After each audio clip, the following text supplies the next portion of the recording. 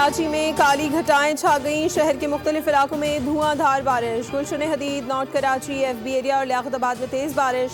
Super highway, जाम sorrow, थाना बोला खान और नूरियाबाद के अतराफ भी बारिश।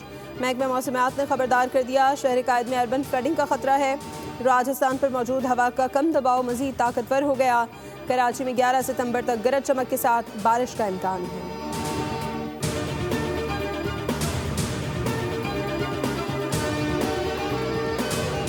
और पंजाब के मुख्तलिफ शहरों में बारिश और हादसात ने मुश्किलात बढ़ा दी। जुड़वा शहरों में बारिश से जलथल, रावल डैम के स्पिलवेज भी खोल दिए गए। लाहौर के मुख्तलिफ इलाकों में बारिश। पीर महल में आसमानी बिजली गिरने से 35 साल खातून जान बहक।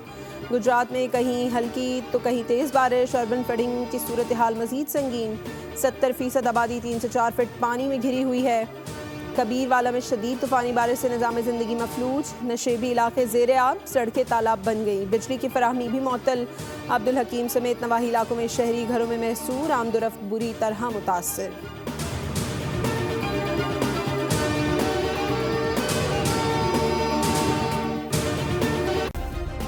सब्सक्राइब करें और बेल दबाएं ताकि कोई खबर रह न जाए।